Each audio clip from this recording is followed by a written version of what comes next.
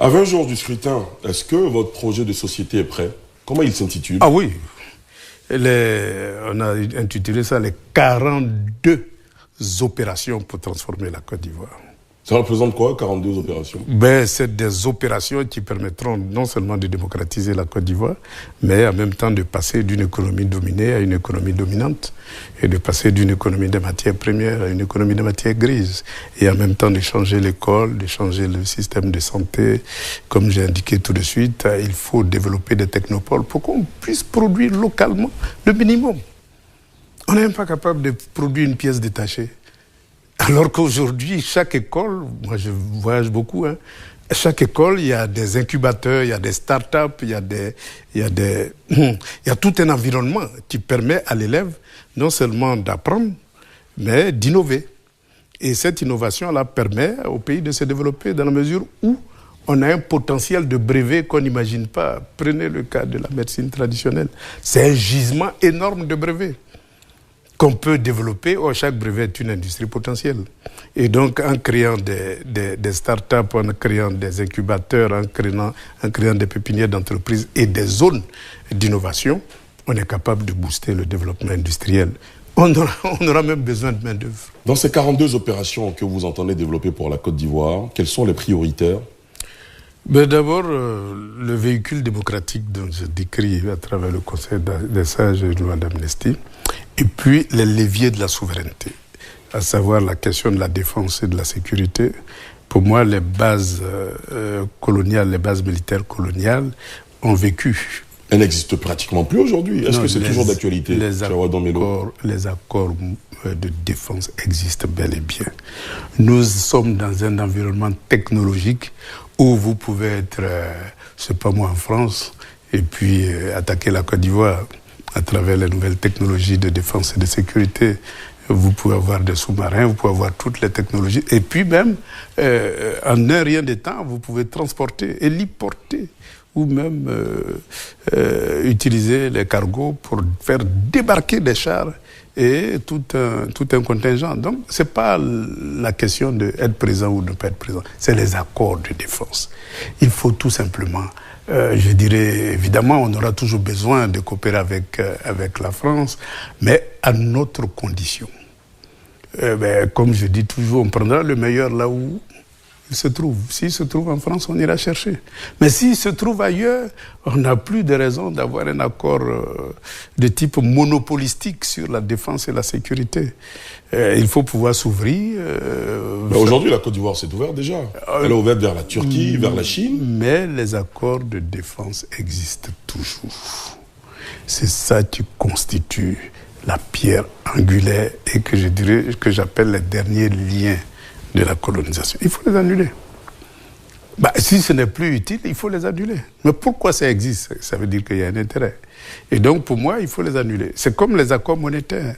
Les accords monétaires, aujourd'hui, si vous voulez commercer avec la Chine ou la Russie, vous êtes obligé de passer par la France, avoir le visa de la France, parce que vos dollars et vos euros se trouvent en France, selon les accords monétaires. Et donc, vous ne pouvez pas outrepasser, je veux dire, ce chemin-là.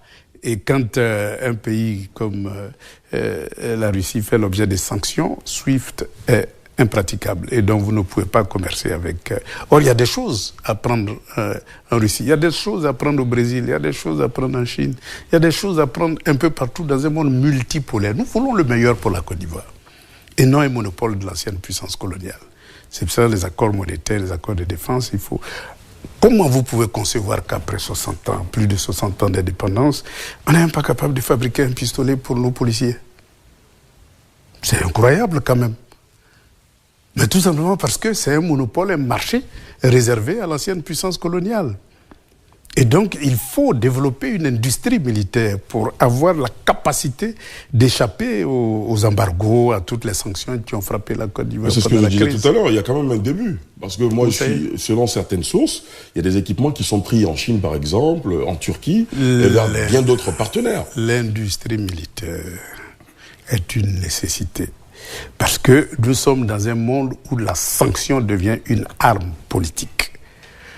Et donc, lorsque vous développez je vais dire, une politique sécuritaire qui n'arrange pas l'ancienne puissance coloniale, ben vous êtes frappé d'embargo.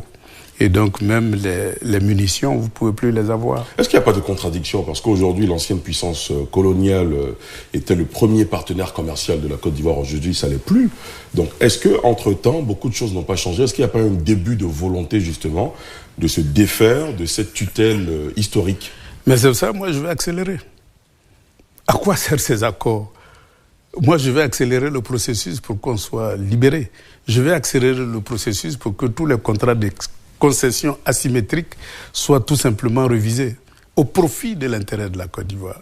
Parce que vous voyez, si on veut industrialiser la Côte d'Ivoire, prenez le secteur de l'électricité. Mais vous savez combien coûte le kilowattheure d'électricité en Côte d'Ivoire comparé au kilowattheure d'électricité en Chine, qui est notre concurrent immédiat en matière d'industrie. Mais si vous n'êtes pas compétitif en matière d'électricité, vous ne pouvez pas développer l'industrie. Or, le coût de l'électricité est très élevé en Côte d'Ivoire, tout simplement parce que tout le circuit est privatisé. Et donc, ceux qui détiennent ces concessions-là cherchent beaucoup plus de profits qu'un service à l'industrie. C'est comme les télécommunications, c'est comme le carburant. Aujourd'hui, le coût du carburant, regardez un peu. Le litre de super, combien ça fait? Mais allez-y un peu en Chine, en Inde et en Russie, ce n'est rien du tout. Comme je dis toujours, le litre, vous êtes à la station, vous faites le plein, c'est 250 francs le litre. Ici, on a 800 et quelques. Donc, vous voyez qu'en développant des rapports, nous sommes capables d'avoir une capacité, je vais dire, de baisser la cherté de la vie. Et en même temps, une capacité d'avoir un service pour l'industrie. Parce que si vous produisez des usines et que ce que vous produisez, ce n'est pas compétitif au niveau international, vous allez être écrasé par les géants. Donc il y a tout un ensemble d'environnements à créer pour que nous puissions passer d'une économie des matières premières à une économie industrielle. Dans les conditions actuelles, ce n'est pas possible. Est-ce que dans vos 42 opérations, il y a un pan important pour les infrastructures? Là, je pose la question à l'ancien directeur général du BNET, oui, qui, chaque fois qu'il a eu l'occasion de prendre la parole publiquement, a dénoncé une sorte d'infrastructure de prestige sous le régime RHDP. Oui. Ça veut dire que vous ne feriez pas de 6e pont, de 7e pont, de 8e pont une fois à la tête de l'État? Ben, on fera toujours des ponts. Mais ce que je veux dire, c'est que... Dans ce cas, pourquoi dénoncer ce que fait non, parce que ça coûte cher. En ce moment? Le gré à gré n'est jamais une bonne pratique. Le gré à gré, on connaît tous ce que ça cache. Et donc, ce n'est jamais une bonne pratique. Il faut rompre avec le gré à gré et puis faire compétir les entreprises. Est-ce que tous les marchés attribués sont de gré à gré? La plupart du temps, c'est du gré à gré. Je suis désolé, mais c'est du gré à gré. Et donc, il faut rompre avec cette pratique-là. Et puis ensuite, en matière d'infrastructure, on a une deuxième révolution à faire. Laquelle? C'est la révolution du chemin de fer. Vous savez, tous les pays industrialisés au monde ont un système de chemin de fer pour transporter les matières premières vers l'usine, mais aussi transporter les produits finis vers la destination désirée. C'est le système le moins cher. Et donc, si nous voulons développer, industrialiser la Côte d'Ivoire, et au-delà de la Côte d'Ivoire, tout le continent africain, il faut mettre l'accent sur le chemin de fer. Et donc, cette deuxième révolution-là, il faut la faire. Depuis les indépendances, on n'a même pas construit un seul kilomètre de chemin de fer. Et le chemin de fer qui existe aujourd'hui, qui va jusqu'à Kaya, il a été construit avant la décolonisation. On n'a même pas ajouté un seul kilomètre. Et donc, on a un seul chemin de fer, mais on ne peut pas faire de l'industrie avec ça. La preuve, c'est que vous constatez que la plupart des industries ont fleuri souvent le long de ces chemins de fer-là. Confréville, Cotivo, etc.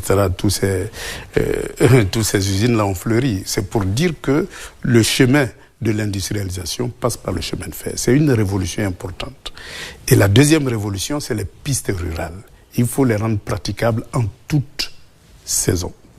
Et donc, c'est comme ça qu'on pourra fluidifier les rapports entre le village, le campement et la ville industrielle.